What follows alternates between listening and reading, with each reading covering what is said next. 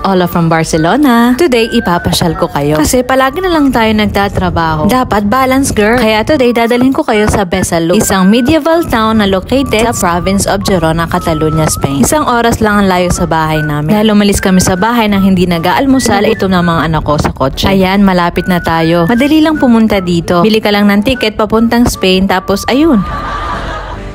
De, joke lang. Kung pwede ko lang kayong dalhin lahat dito, ginawa ko na. Dahil hindi ko kayang bumili ng libo-libong ticket, ipapasyal ko na lang kayo. Madali lang mag-park dito sa Besalú. Marami silang parking area. Kung taga Barcelona ka, pwede kang makarating dito using train. Kunin mo lang ang station ng El Clot, gamit ang train ng R11 going to Girona. And then from Girona, magbabus ka. Number 100 or E1 na bus. 1 hour and a half ang biyahe. May mga applications na nagbebenta ng ticket like Move It app. I like to move it, move it. Tara, ready na yung mga anak ko. Kung nakikita nyo si Jana na mukhang pulubi sa mga video ko, ay dahil ginusto niya ito. Ayaw na ayaw kasi niya tinatalian ang buhok niya.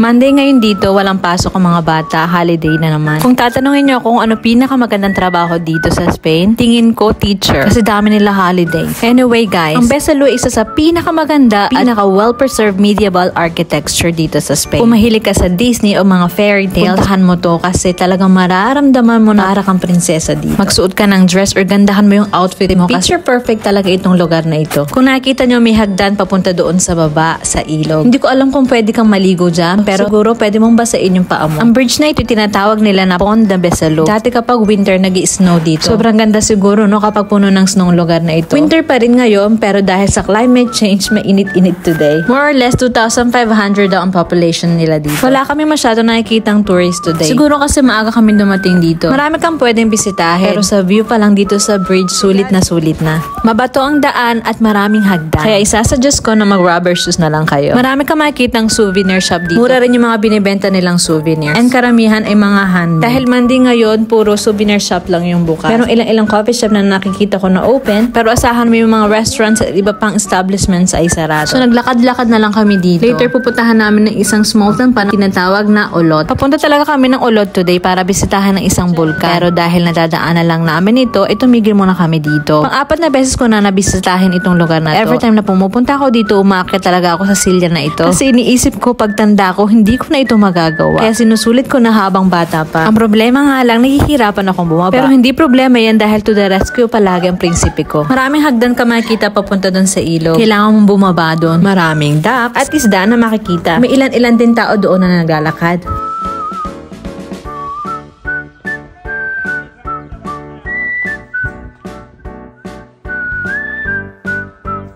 Tumambay kami ng konti dito. Kasi talaga namang nakaka-amaze. Feeling ko nga napaka-romantic ng place na ito. So kung may bala ka mag-propose sa girlfriend mo, dito mo na lang siya dalhin. Siguradong hindi makakahindi yan sa'yo. Hindi na nga napigilan ni Julian dyan na magpabili ng laruan. Hindi nga ako makahindi sa kanilang dalawa kasi sobrang bait talaga ng dalawang to. Marami ring alak na made of Spain na binibenta nila dito. Wrong move, tol. Kung gusto mo maikot na mabilis at hindi pa tigil-tigil, wag mo nang bilhan ng bagong laruan ng anak mo. Or mamaya na lang pag-aalis na kayo.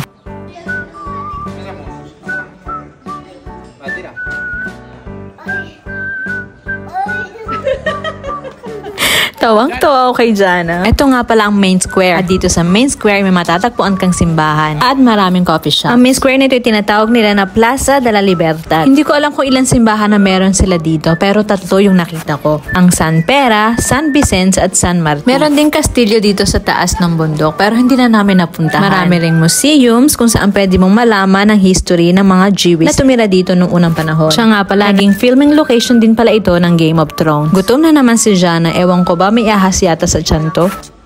Yummy! Gusto ko sana pagsamahin ng Besalú at Olot sa vlog na to, pero hindi na kaya ng powers. Kaya bukas na lang. Marami rin kasi mga lugar na maganda na pwede puntahan doon sa Olot. So guys, hanggang dito na lang muna video natin for today. Huwag niyong kalimutang i-enjoy ang buhay niyo. Kahit gaano ka man kabisi sa trabaho. Kumain ng assorted cold cuts dito, dried meat, uminom ng wine, kumain ng cheese, kasi life is short. At tawanan mo lang ang mga problema mo, katulad ni ate. Paki-comment na rin kung ano pinaka nagustuhan mo sa video na ito. Hanggang sa susunod na vlog. Adios!